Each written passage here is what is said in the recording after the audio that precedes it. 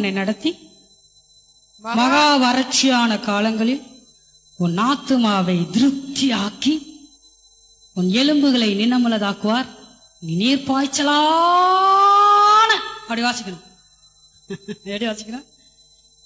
நீ நீர் பாய்ச்சலான தோட்டத்தை போலவும்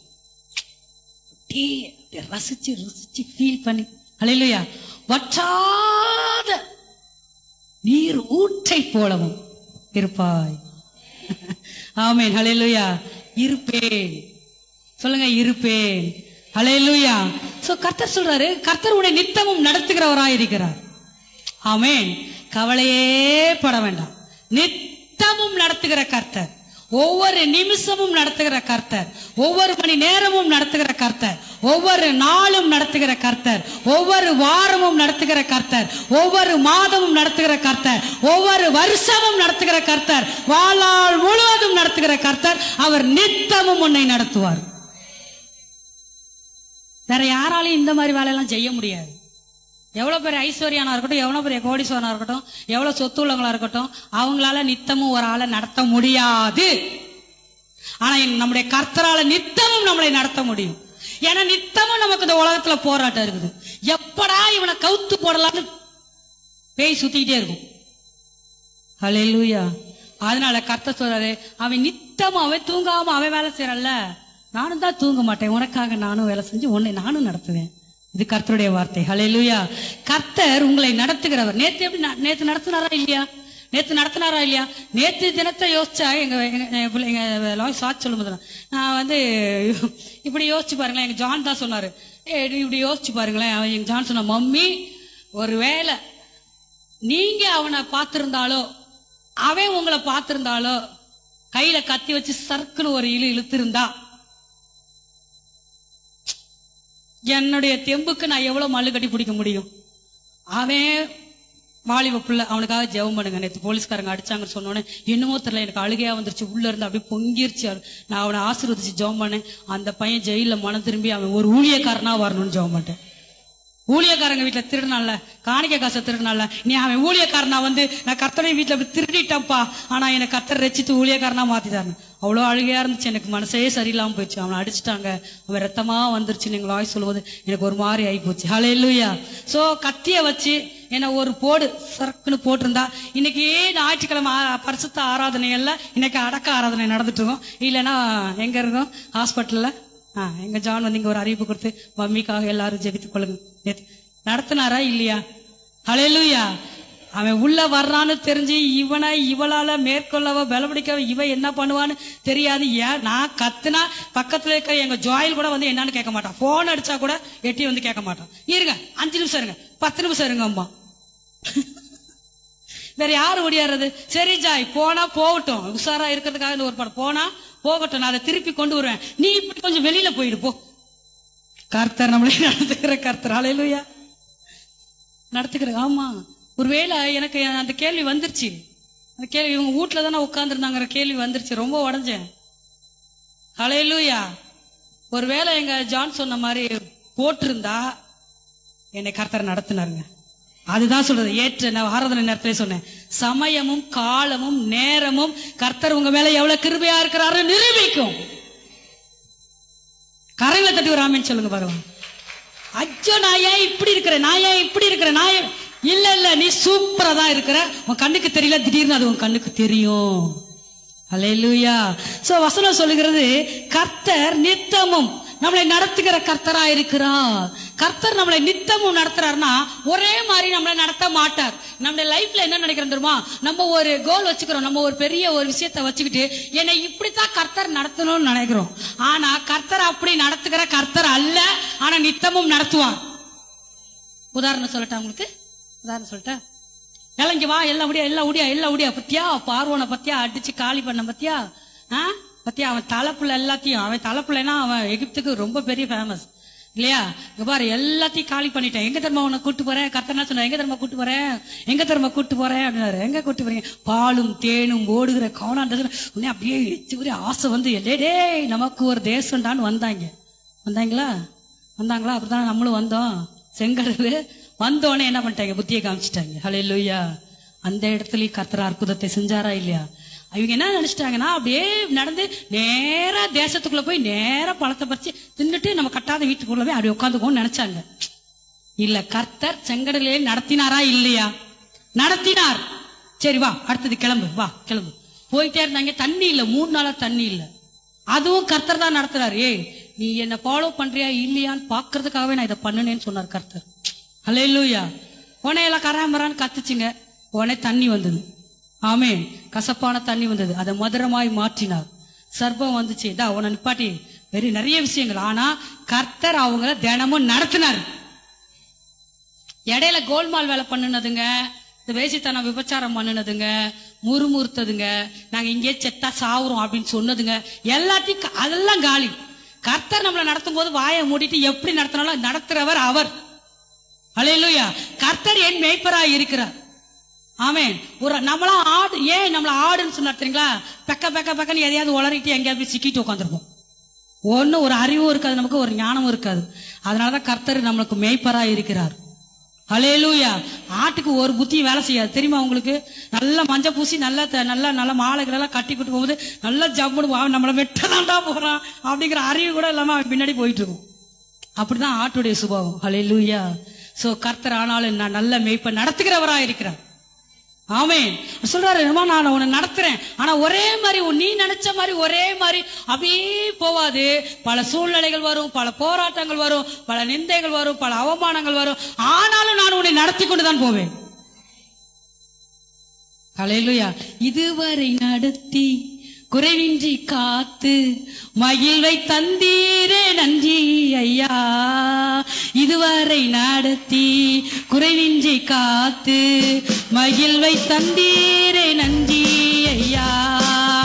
தண்ணீரை கடந்தேன், சோதனை ஜெயித்தேன், மாதிலை தாண்டினேன் ஓம் பலத்தால். தண்ணீரை கடந்தேன், சோதனை ஜெயித்தேன், மாதிலை தாண்டினேன் ஓம் பலத்தால். நான் கரங்களை நன்றி ஐயா, உம்மை உயர்த்திடுவே. நன்றி நன்றி ஐயா, உம்மை உயர்த்திடுவே. ஹல்லேலூயா. தாயின் கருவுல கலைஞ்சு போயிருந்தா என்ன பண்ணிருக்க முடியும்? எத்தனை பேர் அப்படி போயிடுறாங்க? எத்தனை பிண்டங்கள் அப்படியே வெளியில வராமலே போயிடுது.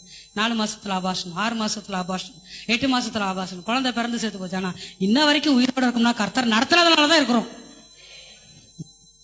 ஆமென். இனியும் அவர் நடத்துவதற்கு வல்லமையுள்ள தேவனாய் இருக்கிறார். உங்களுக்கு இன்னது தேவை என்று நீங்க ஜெபிக்கிறதுக்கு முன்னாடியே அவருக்கு தெரியும். ஆமென். கர்த்தர் ஆராதிப்போம் எல்லா சூழ்நிலையிலும், எந்த காலத்திலும் எந்த நேரத்திலும். ஆமென். சிரிச்சுக்கொண்டே பாடுவேன். ஹல்லேலூயா. ஆராதனைக்கு வந்த முகம்லாம் சிரிச்சு சந்தோஷமா இருங்கப்பா. ஏப்பா இருக்கட்டும். நான் அதான் சொல்றேன், இந்த மாசு இந்த அப்படியே ஒரு மாதிரி குரங்கு மாதிரி, ஒரு மாதிரி புலி மாதிரி, சிங்கம் மாதிரி, அப்படியே சாத்தா முடி மூஞ்சி அப்படியே ஏதாவது கவலை கண்ணீர் கஷ்டம், கடங்காரன் வட்டிக்காரன் அவன் அதெல்லாம் கழட்டி தூர போட்டுட்டு இங்க வந்து ஒரிஜினல் கர்த்தர் என்னை அழகாய் வைத்தார். அந்த ஒரிஜினல் முகத்தோட உட்காருங்கப்பா. போகும்போதும் அப்படியே போங்க. வெளியில இருந்து திருப்பி அவன் ஏதாவது ஒரு மாசம் போட்டு வரும்போது அதோடய சர்ச்சுக்குள்ள வந்து உட்காராதீங்க. ஹல்லேலூயா. ஆமென். ஹல்லேலூயா. சபைக்குள்ள சிரிங்கப்பா.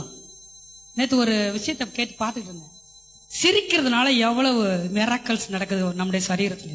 சரி, பிரசங்கம் மாறி போயிடும், டைம் வருது. நீங்க சிரிங்களேன். ஹல்லேலூயா. கர்த்தர் நல்லவராய் இருக்கிறார். ஆமென். ஆமென். ஹல்லேலூயா. கர்த்தர் நம்மளை என்ன பண்றாராம்? நித்தமும் நடத்துகிறவரா இருக்கிறார். வனாந்திரத்துல மண்ணாப்பா, டெய்லி மண்ணாப்பா. காலையில ஆனா அந்த மண்ணாவை நான் பணியாரம் சுட்டு சாப்பிட்டேன். அப்புறம் மத்தியானத்துக்கு நான் என்ன பண்ணேன், அது எதையோ ஒன்று ஒரு கூழு மாதிரி காய்ச்சி குடிச்சேன். அப்புறம் நான் நைட்டுக்கு என்ன பண்ணேன், ஒரு சப்பாத்தியா அந்த மண்ணாவை ஒரு சப்பாத்தி போட்டு சாப்பிட்டேன். சரி, மறுநாள் காலையில எதிர்ச்சா அந்த மண்ணாவை என்ன பண்ணிட்டேன், திருப்பி ஒரு கூழு காய்ச்சி குடிச்சேன். என்ன இதே இப்படியே இருக்குதுன்னு ஜனங்க சலிச்சு போச்சுங்க. இதெல்லாம் என்னாச்சு, எங்க நடந்துச்சு? அது யாத்திரா புஸ்தகத்துல நடந்துச்சு. கடைசியா எல்லாம் திட்ட ஆரம்பிச்சிருச்சுங்க. கறியக்கானம், மீனக்கானம், இந்த கறி தரேன் சாப்பிடு. ஹல்லேலூயா. அது அந்த காலம். ஹல்லேலூயா. திட்டு அதுங்க கேட்டு வாங்கி திட்டு சாப்பிட்டுங்க. ஆனா இந்த காலம் அப்படி கிடையாது. இந்த கிருபை நாட்கள் அப்படி கிடையாது. அவர் வந்து ஒரே சலிச்சு போற மாதிரி ஒரே மாதிரி உணவை கொடுக்க மாட்டாரு. டிஃப்ரெண்டா கொடுத்துட்டே இருப்பார். பின்னாடி என்னமா நடக்குது? ஒரு ஹல்லேலூயா, ஆமென், ஹல்லேலூயா.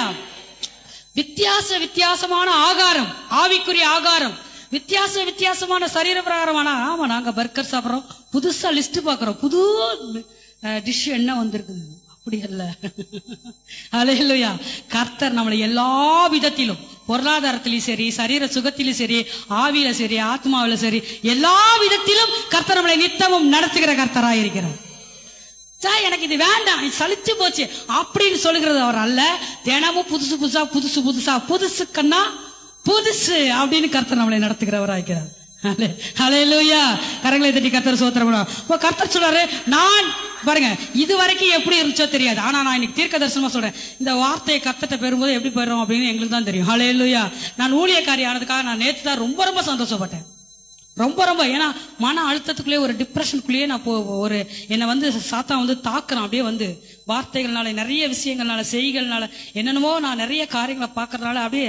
ஆனா மனசு மட்டும் சமாதானமா இருந்தது. அப்போ இன்னைக்கு பாசிட்டிவ்ல நான் இங்க வந்து நின்று ஆகணும் தேவ பிரசனத்துல, நான் மக்களை நான் ஆசீர்வதிக்கணும் போது கூடுதலா கர்த்தருடைய சமூகத்துல உட்கார நினைச்சேன். அப்பதான் நினைச்சேன், அப்பா ஒருவேளை இந்த ஊழியம் மட்டும் நமக்கு இல்லாம இருந்துருச்சுன்னா இப்படியே மன அழுத்தத்திலேயே எங்கேயோ போய் நின்றுக்கும்ல நம்ம லைஃப். இந்த ஊழியத்தை கர்த்தர் கொடுத்ததுக்காக, என்னை ஊழியக்காரியா அழைச்சதுக்காக நான் கர்த்தரை ஸ்தோத்திரம் போட்டேன். ஹல்லேலூயா. இந்த அப்படியே மாறி அப்படியே கர்த்தரோட போய், சாமி உங்க பிள்ளைகளுக்கு என்ன வார்த்தை கொடுக்குறீங்க, என்ன பண்ண போறீங்க, என்ன செய்யறீங்க, இதை சொல்ல உடனே கர்த்தர் வந்து இதை செய்ய, இதை சொல்லு. இப்போ கர்த்தருக்கு எனக்கு ஒரு உறவு வரும்போது, நாங்க 2 பேரும் பேசிக்கும் போது எவ்வளவு ஹாப்பியா இருக்கு பாத்தீங்களா? உங்களுக்கு இருந்தா எனக்கு என்ன, அந்த மாதிரி உட்காந்துக்கீங்க, ஒரு ஆமேன் தான் சொல்லுங்களேன். அட நான் தான் சொல்றேன், தாயா ஆசீர்வதின, அட எனக்காக தான் ஒரு ஆமேன் போடுங்களேன். ஹல்லேலூயா. கர்த்தர், அப்போ கர்த்தர் வந்து நித்தமும் நம்மளை நடத்துகிற கர்த்தரா இருக்கிறார். ஹல்லேலூயா, ஹல்லேலூயா, ஆமென், ஹல்லேலூயா. அடுத்தது வசனம் என்ன சொல்லப்பட்டிருக்குது? மகா வறட்சியான காலத்தில் என்ன பண்றாரா? வசனத்தை போடுங்கப்பா, வசனம் எங்கப்பா? மகா வறட்சியான காலத்தில் உன் ஆத்துமாவை திருப்தி ஆக்குகிறார். உன் ஆத்துமாவை திருப்தி ஆக்குகிறார். மகா வறட்சி, சோர்வு, பலவீனம். ஒரு நம்ம என்ன சொல்லுவாங்க, ஜானி ஏறினா முளம் சறுக்குது. அது எங்களுக்கு தான் புரியுது. ஹல்லேலூயா. சறுக்குது, அப்படி சர்ன்னு 10 அடி மேல போன ஜல திருப்பி கீழே இருக்குது. லைஃப் அப்படிதானங்க இருக்கு. இல்ல லைஃப் அப்படிதானே இருக்குது, ஒரே மாதிரியா இருக்குது. ஆமே, திருப்பி ஏறு. சரி கர்த்தர் வா வா வா, நான் கைப்பிடிச்சுக்கிறேன். வறட்சி. எனக்கும் நான் சில நேரங்கள்ல உட்காந்து ஜெபம் பண்ணுவேன், எனக்கு வசனம் தாங்க. ஏன்னா வசனத்தை தவிர என்னை எதனாலையும் சந்தோஷப்படுத்தவே முடியாது. நான் பார்த்துட்டேன், எல்லாத்தையும் பார்த்துட்டேன். ஹல்லேலூயா. வசனம் மட்டுமே சந்தோஷத்தை கொடுக்கறதா இருக்குது. உங்களுக்கு எப்படி இருக்குன்னு தெரியல. ஆமென், ஹல்லேலூயா. வசனம் கேட்பேன், ஆண்டவர் பேசுவாரு, ஆண்டவர் வசனம் கொடுப்பாரு. அப்புறம்தான் அப்பா ஒரு வறட்சி. ஆனா கர்த்தர் சொல்றாரு, என்ன சொல்றாரு? வறட்சியான காலத்தில் நான் உன் ஆத்துமாவை திருப்தி ஆக்குவேன். ஆமென். இந்த ஆத்மா உள்ள இருக்கிற அந்த மனசு இது பண்ற சேட்டை தான். இது நல்லா இருந்துச்சுன்னா அகத்தின் அழகு முகத்துல தெரியும். இல்லைன்னா ஏன் சிஸ்டர், ஏன் பிரதர் ஒரு மாதிரி இருக்கீங்க? ஆமா, உள்ள ஒரு மாதிரி இருக்குது, அதுதான் வெளியே வேற மாதிரி காட்டுது. அல்லேலூயா. உள்ள என்ன பண்ணுது? ஒரு மாதிரியா இருக்குதுங்க. அகத்தினுடைய அழுத்தா முகத்துல. சிரிக்க சொல்றேன் உங்களை எல்லாம், ஏன் சிரிக்கல நீங்கெல்லாம்? சிரிப்பே வராது, அது உள்ள இருந்து தானே வரணும், அது வெளியில அப்படியா காட்ட முடியும்? அல்லேலூயா. சோ அவர் சொல்றாரு, உன் ஆத்துமாவை நான் திருப்தி ஆக்குவேன். ஆமென் சொல்லுங்க. உன் ஆத்துமாவை நான் திருப்தி ஆக்குவேன். அது எப்ப திருப்தி ஆகுதுமா? மகா வறட்சியான காலத்துல. எல்லா உலகமே பஞ்சம். ஆனா யோசேப்பு கிட்ட மட்டும் தானியம் இருந்துச்சு. அவங்கிட்ட தான் வந்து எல்லாம் சாப்பிட்டாங்க. ஹல்லேலூயா. எல்லா பக்கமும் வறட்சியா இருந்தாலும் உங்களை சுத்தி இருக்கிறவங்க எல்லாரும் நிம்மதி இல்ல, சந்தோஷம் இல்ல, நான் அப்படி இருக்கிறேன், நீ இப்படி இருக்கிற, என்ன சொன்னாலும் சரி, நீங்க மட்டும் திருப்தியா இருப்பீங்க. ஆமென், ஹல்லேலூயா. உலகமே பஞ்சமா இருந்துச்சு, யோசேப்பு மட்டும் ராஜ போஜனம். அவனோடு கூட இருந்தவங்க, அவனை தேடினவங்க எல்லாத்துக்கும் சாப்பாடு. எத்தனை வருஷம் சாப்பாடு கொடுத்தாரு? 7 வருஷம் சாப்பாடு கொடுத்தாரு. ஹல்லேலூயா. 7 வருஷம் ஒரு விளைச்சலும் கிடையாது, ஒண்ணும் கிடையாது. 7 என்பது ஒரு பரிபூரணத்தை குறிக்கும். ஆமென். எல்லா பக்கமும் வறட்சியா இருந்தா கூட நீங்க திருப்தியா இருப்பீங்க. உங்க மூலமா அநேகர் திருப்தி அடைவார்கள். கர்த்தருடைய வாக்குத்தத்தங்க இந்த மாசம் வாக்குத்தத்தம். ஆராதனையில சொன்னேன், அது உள்ள அப்படியே இழுங்க, உள்ள வாக்குத்தத்தத்தை என்ன பண்ணுங்க, அப்படியே எலும்பு நரம்பு ரத்தத்துக்குள்ள எல்லாம் அப்படியே கொண்டு போங்க. அதுதான் ஜீவன், அதுதான் உயிர். யோவான் சுவிசேஷம் 1ஆம் அதிகாரத்துல அது வார்த்தை மாமிசமாகி அப்படியே உள்ள போய் மாமிசமாகி அப்படியே ஒரு குழந்தைய அப்படி பெத்தி எடுத்துடணும் அந்த வாக்குத்தத்தம். ஆமென். ஒரு பெரிய ஆவிக்குரிய விஷயம், சீக்கிரட்டான காரியங்கள். இது வந்து வெளிப்படையா கர்த்தர் புதிய ஏற்பாட்டுல ரகசியங்களை பேச நாங்கள் உக்கரனாக்காரனாரா இருக்கணும் பவுல் சொன்ன மாதிரி இதெல்லாம் வந்து பெரிய ரகசியங்கள் எல்லாம் வெளிப்படுத்தி இருக்காங்க. அதாவது இந்த வசனம் உள்ள உங்களுக்குள்ள போய், இந்த வார்த்தை உங்களுக்குள்ள போய் அது கர்ப்பம் தரிக்கணும். தரிச்சு அந்த வசனம் அந்த வார்த்தை பிள்ளையா ஆசீர்வாதமா வெளியில வரணும். ஆமென். அதான் யோவான் சுவிசேஷம் 1ஆம் அதிகாரத்துல எழுதப்பட்டிருக்கிறது, மாமிசமாகும். ஆமென். உங்களுக்குள்ள இன்னைக்கு கொடுக்கிற கர்த்தருடைய வார்த்தையை மாமிசமாகட்டும். ஆமென். அது ஹல்லேலூயா. அதை அப்படியே உள்ள வச்சு வச்சு வளர்த்து வளர்த்து வளர்த்து வளர்த்து சொல்லி சொல்லி வளர்த்து வளர்த்து அப்புறம் கொஞ்ச நாள் கழிச்சு இந்த பக்கம் உதைக்குது, இந்த பக்கம் உதைக்குது. அப்புறம் பார்த்தா டக்குன்னு அந்த வாக்குத்தத்தம் வெளியில ஆசீர்வாதமா குதிச்சு வந்துரு வெளியில. ஆமென். ஹல்லேலூயா. சோ கர்த்தர் சொல்றாரு, மகா வறட்சியான காலத்தில் உன் ஆத்துமாவை நான் திருப்தியாக்கி உன் எலும்புகளை நான் நினமுள்ளதாக்குகிறேன். கர்த்தர் சொன்னா ரொம்ப முக்கியமான விஷயம் என்ன தெரியுங்களா? உன் எலும்பை நினமுள்ளதாக்குறேங்கிறதான். அவன் இப்ப வாக்குத்தத்தத்துல இவ்வளவு பார்த்து இருந்தாலும் கூட இதுல ரொம்ப குறிப்பிட்டு கர்த்தர் சொன்ன வார்த்தை, உன் எலும்பை நான் நினமுள்ளதாக்குகிறேன். ஹல்லேலூயா. சொல்ல கரங்களை வச்சு சொல்லுங்க, கர்த்தர் என் எலும்புகளை நினமுள்ளதாக்குகிறார். எனக்கு கை வலி கிடையாது, எனக்கு கால் வலி கிடையாது, எனக்கு இடுப்பு வலி கிடையாது, எனக்கு முதுகு வலி கிடையாது. என்ன ஓட சொன்னா ஓடுவேன், உட்கார சொன்னா உட்காருவேன், எல்லாம் அப்படிங்கிறவங்க ஒரு கை தூக்கி ஒரு வழியில சொல்லுங்க பார்க்கலாம். ஒரு வழியும் இல்லாதவங்க நான் உங்களை தனியா வாட்ச் பண்றேன். ஏதோ கொஞ்சம் வேலை செஞ்சா கூட நமக்கு அப்படியே அசந்து போகுது இல்ல? கொஞ்ச நேரம் ரொம்ப நேரம் கொஞ்ச நேரம் உட்கார்ந்து இருந்தா அப்படியே காலெல்லாம் ஒரு மாதிரி வலிக்குது இல்ல, முட்டிலாம் சுறுசுறுங்குது இல்ல? ஹல்லேலூயா. அந்த காலத்து சாப்பாடுலாம் கேப்பங்களி, கம்மங்கூழு நல்லா இருந்துச்சு சாப்பாடு. அதெல்லாம் பிடிக்காது. அரிசி சோறு கிடைக்குமா? இப்ப அரிசி சோறு தான் பிரச்சனையாவே இருக்குது. அந்த சாப்பாடுலாம் ஒரு நேரம் நல்லா பலனா இருந்துச்சு. எங்க அம்மா பாருங்க, எத்தனை வயசு பாருங்க, 74 வயசு. எங்க அம்மா பாருங்க இன்னைக்கு ஊழியத்துக்கு ஓடுன்னு ஓடுறாங்க. எங்க அக்கா புலம்பி தள்ளிட்டா என்கிட்ட, இவங்க அங்க ஓடுறாங்க இங்க ஓடுறாங்கடி, வந்துகிட்டு அதையும் இதையும் தின்னுட்டு வந்து படுத்துக்கிறாங்கடி, நான் தாண்டி இவங்களுக்கு வேலை செஞ்சு செய் அப்படின்னு நான் முந்தானது செய். ஹல்லேலூயா. அதை விட என்ன இருக்குது? செய், உனக்கு பணம் வேணுமா நான் அனுப்பி தரேன். ஏன்னா எங்க அம்மாவுக்கு இங்க ஆஸ்பத்திரி செட் ஆகாது, வீடு செட் ஆகும், ஆஸ்பத்திரி செட் ஆகாது. ஹல்லேலூயா. அம்மாவுக்கு தாய்க்கு செய் அப்படின்னு செய்யறேன், நான் தான் செய்யறேன், செய். ஆமென். அவங்க அந்த காலத்து சாப்பாடு சாப்பிட்டாங்க. இந்த காலத்துல இப்பயே பாருங்களேன், வளர்ந்து வரும்போதே பாருங்களேன், அம்மா கை வலிக்குது, அம்மா கால் வலிக்குது. சின்ன பிள்ளைங்க, வயசானவங்க நான் சொல்லல, வாலிப பிள்ளைங்களே இன்னைக்கு அந்த லட்சணத்துலதான் இருக்குது. ஏன்னா எலும்புல பலன் இல்ல. கர்த்தர் சொல்றாரு, உன் எலும்பை நான் நினமுள்ளதாக்குவேன். நினம்னா என்னது? நினம்னா தெரியுமா? ஊன். எலும்புக்குள்ள ஒரு ஊன் இருக்கும். அப்படியே மட்டன் வாங்கி நல்லி எலும்பு போடுங்க, நல்லி எலும்பு போட்டு வாங்கிட்டு வா மட்டன். அந்த நல்லி எலும்பு எடுத்து தட்டுன்னு தட்டி அதுக்குள்ள என்ன இருக்குது? ஒரு ஊன் இருக்குது. ஊனு டேஸ்ட் மட்டும் இல்ல, ஊனு ஸ்ட்ரென்த்தும் கூட. ஹல்லேலூயா. அப்போ எலும்புக்குள்ள இருக்கிற அந்த ஊனு எலும்புக்குள்ள அந்த ஊனு இருந்தாதான் அந்த பிசுபிசுப்பு தன்மை, அந்த கொழுப்பு, உடம்புல கொழுப்பு வச்சு ஒரு பிரயோஜனமும் இல்ல.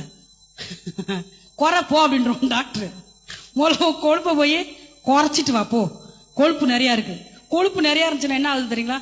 அம்மா நெஞ்சு வலிக்குது, என்னாச்சு போ ஆஞ்சு ஏதோ பண்ண சொல்றான். உள்ள இருதயத்துக்கு போற ரத்த குழாய்க்குள்ள எல்லாம் கொழுப்பு அடைச்சிட்டு இருக்குதான், அட்டப்பு இருக்குதான். இப்போ ஊசியை வச்சு எல்லாத்தையும் ஏத்தி கிளீன் பண்ணு. கொழுப்பு உடம்புல இருக்க கூடாது, கொழுப்பு எலும்புல இருக்கணும். ஆமென் சொல்லுங்க. கர்த்தர் சொல்றது பாரு, உன் எலும்பெல்லாம் நான் கொழுப்புள்ளதான் மாத்துறேன். கை வலியும் வராது, கால் வலியும் வராது, இடுப்பு வலியும் வராது, முதுகு வலியும் வராது. என்ன எங்க பண்ண போறேன்? சரீரத்துல இல்ல, எலும்புக்குள்ள நான் உனக்கு கொழுப்பு தரேங்கிறார். என்ன கர்த்தருங்க. ஏங்க உங்க வீட்டுல உங்களுக்கு பிடிச்சவங்க நண்பரா இருக்கட்டும், உங்க வீட்டுல யாராவது உன் எலும்புக்கு நான் கொழுப்பு வாங்கி தரேன், கொழுப்பு தரேன் யாருன்னா சொல்லியிருக்கிறாங்களா? நம்ம கர்த்தர் தாங்க எல்லாத்துலயும் சூப்பரான ஆளு. ஆமென், ஹல்லேலூயா. சோ கர்த்தர் உன் எலும்புகளை, இதுதான் ரொம்ப இன்னைக்கு இந்த மாசத்துல ரொம்ப முக்கியமா சொன்னது, உன் எலும்புகளை நான் நினமுள்ளதாய் மாற்றுகிறேன். நினமுள்ளதாய் இருக்கும். அவர் நினத்தை நல்ல உள்ள எலும்புக்குள்ள நல்ல கொழுப்ப தரங்கிறாரு. ஆமென், ஹல்லேலூயா. சோ ஒரு ஆவிக்குரிய விஷயத்தையும் அப்படியே சேர்த்து சொல்றேன். இது இப்ப சரீர பிரகாரமான எலும்பு மட்டும் குறிக்காது. ஆவிக்கு நம்மள மாதிரி இன்னொரு ஆவிக்குரிய மனுஷன் இருக்கான், தெரியுமா உங்களுக்கு? நம்ம ஒரு ஆள் கிடையாது, 2 ஆளு. ஹல்லேலூயா. நம்மள மாதிரியே இருப்பான் நம்ம ஆவிக்குரிய மனுஷன். அதே மாதிரி நம்மள மாதிரியே இருப்பாங்க நம்முடைய தேவ தூதர். தேவ தூதர் ஏதோ வித்தியாசமா இருப்பாங்க நினைக்காதீங்க. சோ நம்மள மாதிரி இருப்பாங்க. அதெல்லாம் இப்ப வசனத்தை அங்கங்க எடுத்துட்டு வந்துட்டா அது சரியா வராது. அது நேரம் ஆயிடுச்சு, அதனால சீக்கிரமா பாத்துருவோம். அப்போ கர்த்தர் நம்ம அந்த ஆவிக்குரிய மனுஷனும் அவனுடைய எலும்பும் நினமுள்ளதா இருக்கும். அப்ப நீங்க கேட்கலாம், ஆவிக்குரிய மனுஷனுக்கு எலும்பு இருக்குதா அப்படின்னு கேட்கலாம். ஹல்லேலூயா. பாருங்க, நான் எப்பயுமே சொல்லுவேன், நான் தரிசனம் சில நேரங்களில் தரிசனம் பார்க்கும்போது என் கண்ணு இந்த கண்ணு தரிசனம் பார்க்காது, இந்த கண்ணு ஆனா நான் சொல்லும் போது எப்படி சொல்றேன்னா, நான் இப்போ ஒரு சீன் பாக்குறேன், ஒரு தரிசனத்தை பாக்குறேன்னு சொல்றேன்ல, அது இந்த கண்ணு கிடையாது. எனக்குள்ள ஒரு ஆள் இருக்கிறான், எனக்குள்ள ஒரு ஆள் இருக்கான். எனக்கு தெரியுது இந்த கண்ணு எனக்கு 2 கண்ணு கிடையாது, எனக்கு 4 கண்ணு இருக்குது. ஆனா உங்களுக்கு இந்த 2 கண்ணு தான் தெரியும். அப்ப எனக்குள்ள இருந்து ஒரு மனுஷன் தான் அந்த ஆவிக்குரிய மண்டலத்தில் இருக்கிற அந்த காரியத்தை பாக்குறது. அதை பார்த்துதான் இந்த வாய் சொல்லுது. அதே மாதிரி தீர்க்க தரிசனம் வரும்போது இந்த வாயை வச்சு உள்ள இருக்கிற மனுஷன் இருக்கான் பாத்தீங்களா, அவன் பேசுறதுக்கு இந்த வாய் தான் தேவைப்படுது. நீங்க எல்லாருக்குமே இது இருக்குது ஆவிக்குரிய உலகத்துல. ஹல்லேலூயா. சோ அப்ப ஆவிக்குரிய மனிதனும் அவனுடைய எலும்பும் நினமுள்ளதா இருக்கும் என்று சொல்லி கர்த்தர் சொன்னார். சில வசனங்களை நம்ம வேகமா நம்ம வாசிப்போம். அதாவது பாத்தீங்கன்னா, நீதிமொழிகளுடைய ஆதியாகம புஸ்தகம் 50ஆம் அதிகாரத்தை நம்ம எடுத்துக்கொள்வோம். வேகமா இந்த வார்த்தையை முடிச்சிடலாம். நம்ம ஆதியாகம கவனமா கவனிங்க. ஆதியாகமம் 50:25 வாசிங்க. தேவன் உங்களை சந்திக்கும் போது, யோசேப்பு சொல்றாரு இஸ்ரவேல் ஜனங்களிடத்துல, தேவன் உங்களை சந்திக்கும் போது என் எலும்புகளை இவ்விடத்திலிருந்து கொண்டு போவீர்களா, என் எலும்புகளை இவ்விடத்திலிருந்து கொண்டு போவீர்களா என்று சொல்லி யோசேப்பு இஸ்ரவேல் புத்திரரிடத்தில் ஆணை விடுவித்துக் கொண்டான். யோசேப்பு இஸ்ரவேல் புத்திரரிடத்தில் ஆணை விடுவித்துக் கொண்டான். சொன்னா, என் சரீரத்தை இங்க இருந்து எடுத்துட்டு போவாதீங்க, என் எலும்பை எடுத்துட்டு போங்கன்னு சொன்னான். புரிஞ்சவங்க ஒரு அழிலே சொல்லுங்க. இந்த எலும்புடைய பவர், எலும்புடைய வல்லமை என்னன்னு இன்னைக்கு நான் உங்களுக்கு சொல்லித்தரேன். உங்க சரீரத்துல ஆவிக்குரிய காரியத்துக்கு சொல்லித்தரு கர்த்தர் சில வெளிப்பாடுகளை கொடுத்தாரு. யோசேப்பு சொல்றாரு, என் சரீரத்தை நான் எகிப்துல பார்வோன் விஷயத்துல எல்லாம் பார்க்கும்போது அவங்க இந்த பிரமிட் எல்லாம் கட்டி அவங்க நிறைய அதெல்லாம் வச்சிருப்பாங்க. ஆனா இவர் சொல்லும் போது, என் சரீரத்தை இங்க இருந்து நல்லா பக்குவப்படுத்தி அப்படியே எடுத்துட்டு போயிருங்கப்பா, எத்தனை வருஷம் ஆனாலும் கொண்டு போய் காணால அடக்கம் பண்ணுங்கன்னு சொல்லல, என் எலும்புகளை இங்க வைக்காத, என் எலும்பை எடுத்துட்டு போயிருன்னு சொல்லிட்டாரு. அதே மாதிரி யாத்திராவும் புஸ்தகம் 12ஆம் அதிகாரம் 46ஆம் வசனத்துல வாசிக்கும் போது, நீங்க பஸ்கா நல்லா கவனிங்க, நீங்க பஸ்காவை ஆசரிக்கும் போது அந்த பஸ்கா குட்டிய ஆட்டுக்குட்டியை நீங்க அடிக்கும் போது அதனுடைய எலும்பை நீங்க உடைக்க கூடாது. ஹல்லேலூயா. என்ன கவனிங்க, அந்த எலும்பை என்ன பண்ணக்கூடாது, உடைக்க கூடாது. அதனாலதான் என்ன பண்ணாங்கன்னா, இயேசுநாதர் சிலுவையில தொங்கும் போது அவருடைய எலும்பை முறிக்கல, தெரியுங்களா? மற்ற 2 கல்லனுடைய எலும்பையும் உடைச்சாங்க, ஆனா இயேசுனுடைய எலும்பை என்ன பண்ணல, உடைக்கல. அப்போ பாத்தீங்கன்னா 2வது இது என்னாகும் புஸ்தகம் 19ஆம் அதிகாரம் இந்த வசனத்தை வாசிங்க. 19:16 ஒருத்தர் வாசிங்க. என்னாகும் 19:16. வெளியிலே பட்டயத்தால் வெட்டுண்டவனையாவது, செத்தவனையாவது, மனித எலும்பையாவது, பிரேத குழியையாவது தொட்டவன் எவனும் 7 நாள் தீட்டுப்பட்டிருக்கும். மனுஷ எலும்ப தொட்டவன் 7 நாள் தீட்டு. எலும்ப தொட்டவன் 7 நாள் நாமா தீட்டு. இந்த எலும்புனுடைய பவர் என்னன்னா, இந்த மந்திரவாதிகளா சுடுகாட்டுல என்னத்தை வச்சு மந்திரம் பண்ணிட்டு இருப்பாங்க தெரியுமா? என்ன வச்சு மந்திரம்? மண்டை ஓடு, மனுஷ எலும்ப வச்சு. ஏன் அவன் மண்டை ஓட்டை வச்சு செத்து போனவனுடைய எலும்ப வச்சு ஏன் அவன் மந்திரம் பண்றான்? ஏன் மந்திரம் பண்றான்? அந்த எலும்புல அவ்வளவு இருக்குது தீய சக்தி. அதுலயும் பாத்தீங்கன்னா அந்த அடக்கம் பண்ண அந்த வெட்டியான் இருப்பான் இல்லையா,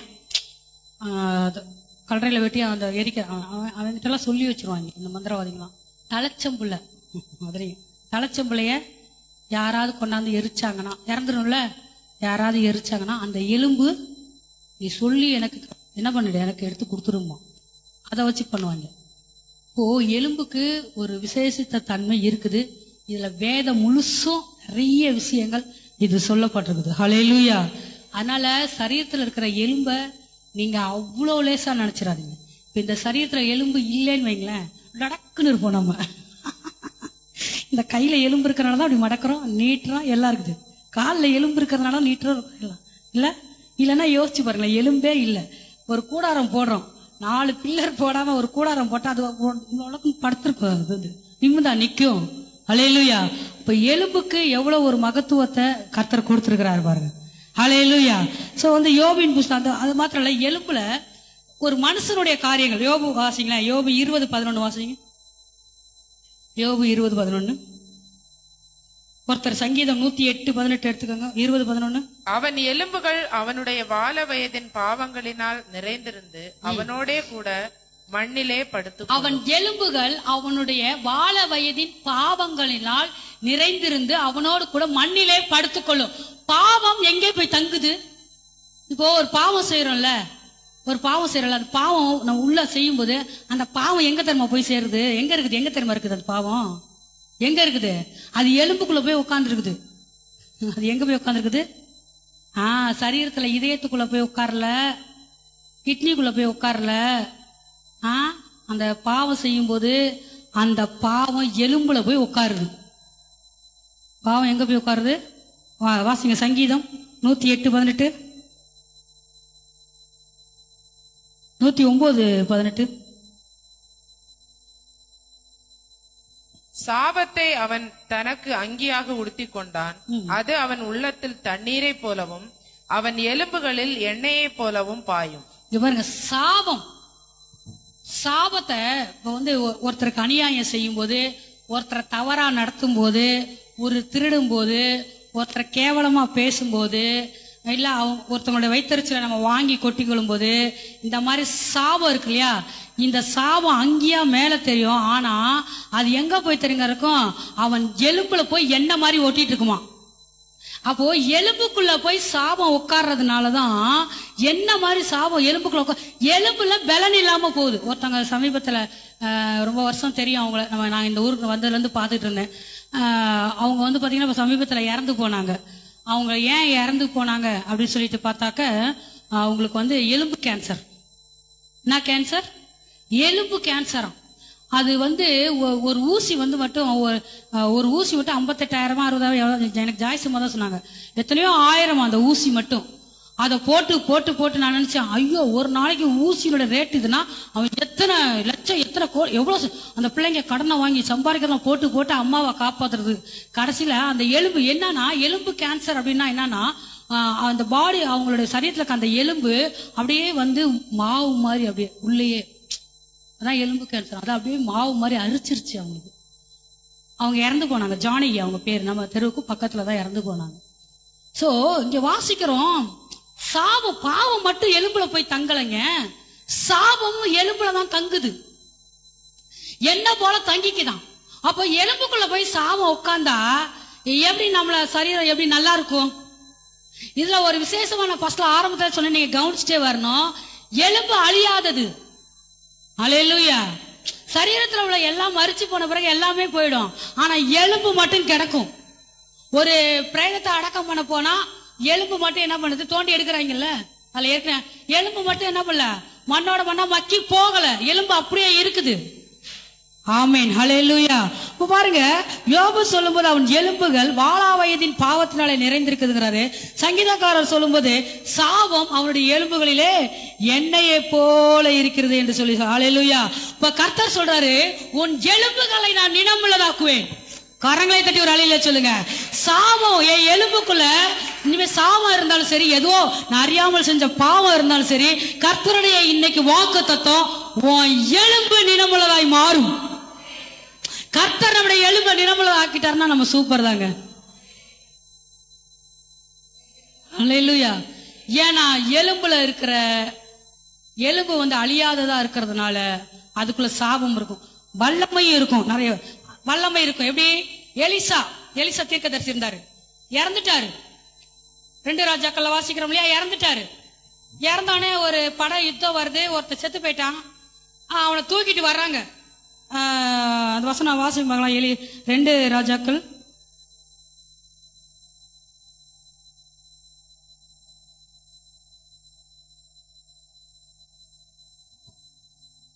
13 வாசிங்க. அப்பொழுது அவர்கள் ஒரு மனுஷனை அடக்கம் பண்ண போகையில் அந்த தண்டை கண்டு அந்த மனுஷனை எலிசாவின் கல்லறையில் போட்டார்கள்.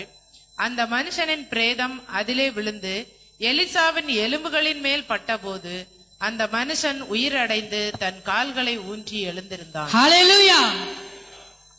இந்த பக்கம் சொல்லுங்க, ஒரு ஹல்லேலூயா சொல்லுங்க. ஹல்லேலூயா. எலிசா ஜெபம் பாருங்க, ஜெபம் பண்றாரு, கர்த்தரோட பேசுறாரு. கர்த்தர் அதெல்லாம் எங்க போய் தங்கி இருந்துச்சு தெரியுங்களா? அந்த வல்லமை எல்லாம் எங்க போய் தங்கி இருந்தது? அப்படியே எலிசா செத்தோன்னா எலிசாவோட போயிடுச்சா? இல்ல, எலும்புக்குள்ள இருந்துச்சு அந்த வல்லமை. ஆமென். ஒருத்தருடைய பாவம் எப்படி எலும்புக்குள்ள இருக்குதோ, அதனாலதான் வாசிச்சோம், ஒருத்தன் மனுஷனுடைய எலும்பை தொட்டா 7 நாள் தீட்டு.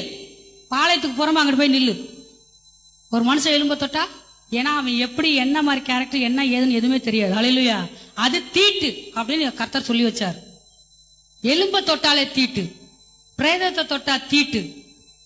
இப்போ இங்க வந்து ஒரு எலும்புக்குள்ள ஒரு பாவம் இருக்குது, ஒரு எலும்புக்குள்ள எப்படி ஒரு சாபம் இருக்கோ, அதே மாதிரி நம்ம ஜெபிக்கிற ஜெபங்கள், பரிசுத்த ஆவியின் அபிஷேகம், வல்லமை எல்லாமே எலும்புக்குள்ளதான் போய் நிக்குது. அப்ப அந்த எலும்பு எவ்வளவு சூப்பரா இருக்கும். ஹல்லேலூயா, ஹல்லேலூயா. செத்து போனவனை தூக்கிட்டு வந்து போட்டவனே, அந்த எலும்புல பட்ட எலிசாவோட எலும்புல பட்டவனே அவன் உயிரோட எந்திரிச்சிட்டான். உயிரோட எந்திரிச்சு காலோண்டி நின்னுட்டான். நீதிமொழிகள் வாசிப்போம், ஒரு சில வசனங்களை நம்ம வந்து வாசிப்போம். நீதிமொழிகள் 3:8 வாசிக்கலாம்.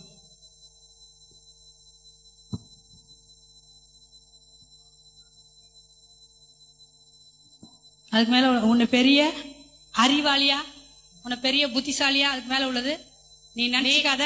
நீ உன்னை ஞானி என்று உன்னை பெருசா ஞானி நினைச்சுக்காத. எனக்கு அது தெரியும், எனக்கு இது தெரியும், நான் அப்படி ஆளு இப்படி ஆளு, நீ எல்லாம் ஒரு ஆளானு உன்னை பெரிய ஞானி மாதிரி நினைச்சுக்காத.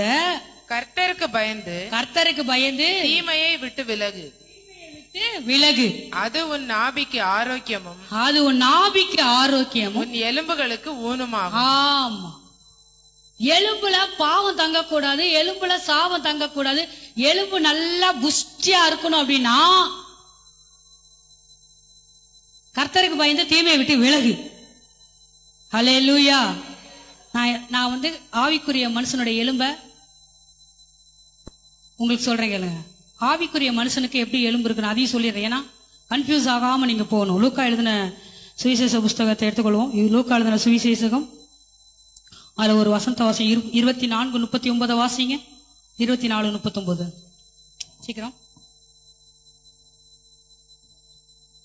நான் தான் என்று அறியும்படி என் கைகளையும் என் கால்களையும் பாருங்கள், என்னை தொட்டு பாருங்கள். நீங்கள் காண்கிறபடி எனக்கு மாம்சமும் எலும்புகளும் உண்டாயிருக்கிறது போல ஒரு ஆவிக்கு இராதே என்று சொல்லி தம்முடைய கைகளையும் கால்களையும் அவர்களுக்கு. இயேசுநாதர் மரித்தார், 3ஆம் நாள் உயிரோடு எழுந்துட்டார். எல்லாருக்கும் ஒரே பயம், ஆவி வந்து நிக்குதுப்பா, ஏன் ஆவி வந்து நிக்குதுப்பா அப்படின்னு. அவர் சொன்னார், நான் ஆவிலாம் இல்லப்பா, இங்க வா, இங்க வா, உன் கையை என்ன பண்ணு, தா விரல் ஓட்டக்குள்ள போட்டு பாரு, இந்த வா என்ன தொடுனாரு. சொன்னாரு, ஒரு ஆவிக்கு எலும்பும் மாமிசமும் இருக்காது, உயிர் தெழுந்த இயேசு சொன்னாரு. ஆமென், ஹல்லேலூயா. ஆவி ஆயிடுவோம்னா அப்படிலாம் இல்ல. நம்ம சரீரத்துல நமக்கு வந்து எலும்பு உள்ள இருந்தாதான் இது ஒரு உருவம்னே தெரியும்.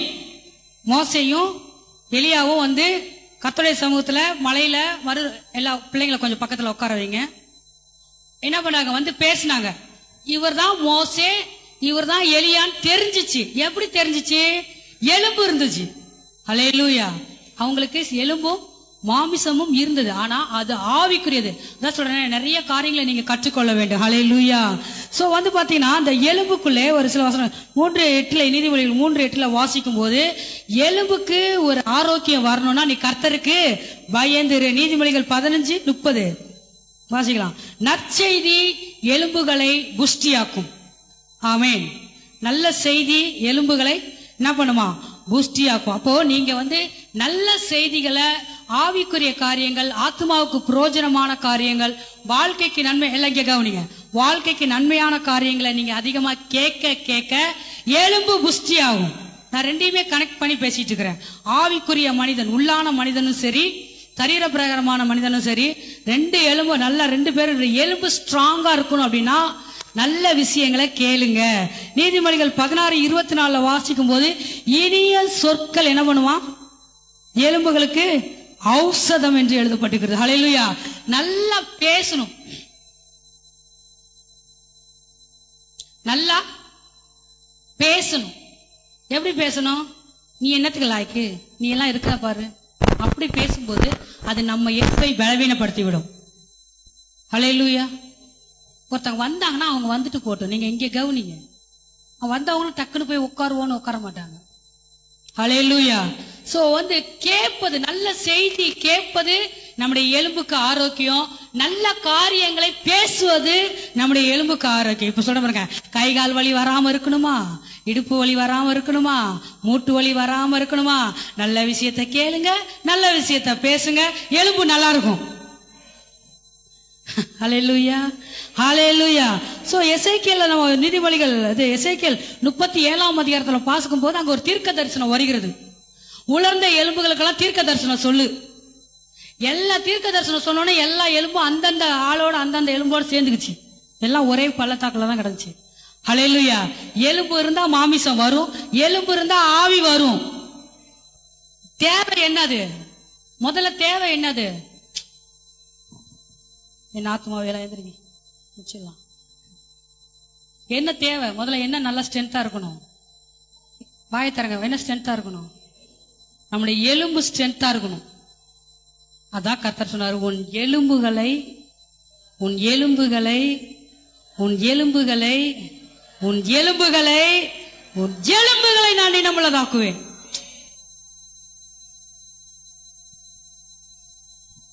ஹல்லேலூயா. சோ கர்த்தருடைய வாக்குத்தத்தம் எனக்கு ரொம்ப சந்தோஷமா இருந்துச்சு. இந்த காரியங்களை கர்த்தர் என்னோட கூட பேசும்போது, ஆவிக்குரிய மனிதன், இயேசு உயிரோட எலும்பு இருந்தது. எல்லாருக்கும் எலும்பு இருக்குது.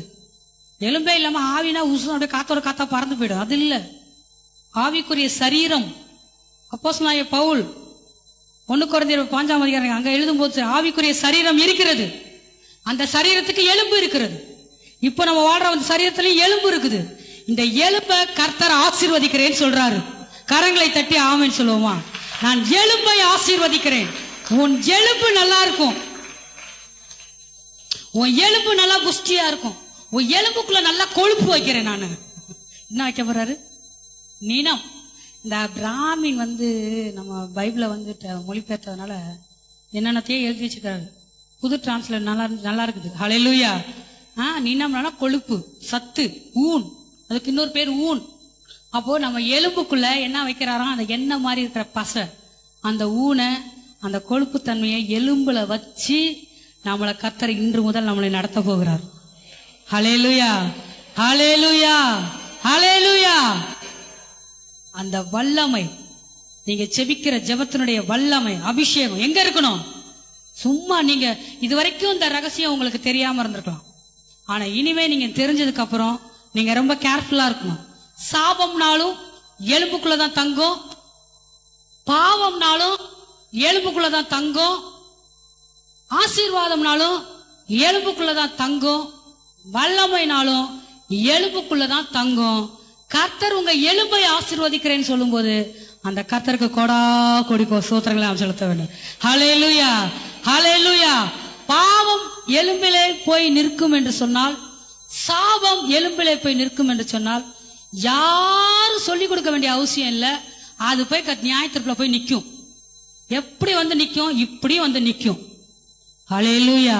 சோ அதே சமயம் நம்ம ஜெபிக்கிற ஜெபங்கள் இந்த எலும்பு தான் வந்து இந்த எலும்பை வச்சுதான் இப்போ வந்து அடக்கம் பண்றோம். கிறிஸ்தவங்க வந்து நம்ம அடக்கம் பண்ற போது பெட்டிகளை வச்சு அடக்கம் பண்றோம். பெட்டியில அப்படி சரீரம் இருக்குன்னு நினைக்கிறீங்களா? பெட்டியும் மங்கி போயிருக்கும். இருக்க போறது எலும்பு தான். இருக்க போறது என்னது? எலும்பு தான். அது உள்ள இருக்கும். அந்த எலும்பு கிறிஸ்துவின் நாளிலே அதுக்கு ஒரு சரீரம் உண்டாக்கப்பட்டு அது உயிரோடு கூட எழும்ப வேண்டும் என்று சொன்னால் ஒரு எல்லாமே எழும்பும். நல்லா கவனிச்சுக்கங்க, எல்லா சரீரங்களும் எழும்பும். கிறிஸ்து வரும்போது பாவி எழுந்திருப்பான், நீதிமானும் எழுந்திருப்பான், எல்லாத்துக்கும் நியாய தீர்ப்பு உண்டு. ஆனால் அந்த எலும்புக்குள்ள அவன் மரித்த பிறகு அவன் கல்லறைக்குள்ள இருக்கிற அந்த எலும்பு உயிர் அடையும் போது அவன் பாவ மனுஷனா உயிர் அடைகிறானா, இல்ல ஆவிக்குரிய மனுஷனா, ஒரு நீதிமானா, பரிசுத்தவானா உயிர் அடைகிறானான்னு சொல்லி அப்பதான் தெரியும். அதுக்கு இப்பயே அஸ்திவாரம் போடணும். ஹல்லேலூயா. உயிரோடு கூட எழுந்திருக்கும் போது நம்முடைய சரீரம் நல்ல ஆத்துமா மனுஷன், ஹல்லேலூயா, நல்ல வல்லமை உள்ளதாய், நல்ல ஜெபங்களினால் நிறையப்பட்டதாய் அந்த எலும்புக்கு ஒரு சரீரத்தை கர்த்தர் கொடுப்பார் என்றால் அது கர்த்தரை போய் தரிசிக்கும், கர்த்தருக்கு முன்பாக நிற்கும். ஆமே. ஒரே ஒரு வசனத்தை சொல்லி தொடரும் போட்டுறேன். ஒரே ஒரு வசனத்தை சொல்லி தொடரும். வசனம் வாசிங்க. எபேசியர் 5:30 வாசிப்போம். வாசிச்சுட்டு நம்ம ஜெபிக்கலாம். 5:30 எபேசியர் 5:30. பிள்ளைங்கள எபேசியர் 5:30.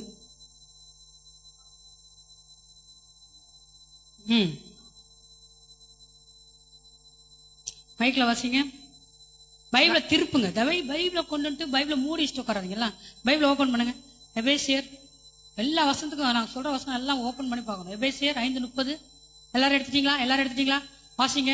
நாம் அவருடைய சரீரத்தின் அவயங்களாயும் அவருடைய மாம்சத்திற்கும் அவருடைய எலும்புகளுக்கும் உரியவர்களாயும் இருக்கிறோம். பாருங்க, இயேசுவனுடைய சரீரத்தின் அவயமாய் இருக்கிறோம். அவருடைய மாம்சத்திற்கும் அவருடைய எலும்புக்கும் உரியவர்கள். இயேசுவின் எலும்புக்கே நம்ம தான். ஹல்லேலூயா. இது ஒரு பெரிய ரகசியம். தொடரும். எல்லாரும் எழுந்து நிற்போமா? எல்லாரும் எழுந்து நின்று கர்த்தருடைய வார்த்தை சொல்லுகிறது. அவர் உன் எலும்புகளை என்ன பண்றார்? அந்த வாக்கு தத்தத்தை போடுங்க. அவர் என்ன பண்றார்? உன் எலும்புகளை நீளம் உள்ளதாக்குகிறார். நீ வற்றாத நீர் ஊற்றை போலவும் பலமிக்க தோட்டத்தை போலவும் இருப்பாய்.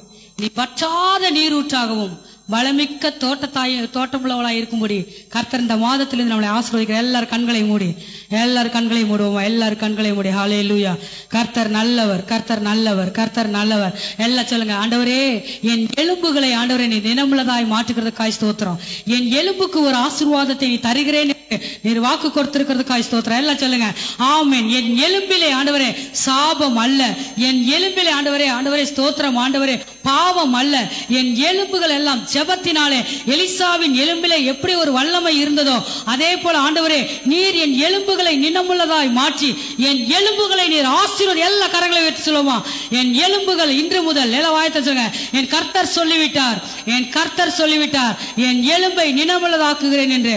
ஆண்டவரே உமக்கு ஸ்தோத்திரம் என்று சொல்லுவோம். என் எலும்புகள் நினமுள்ளதாய் மாறுகிறது.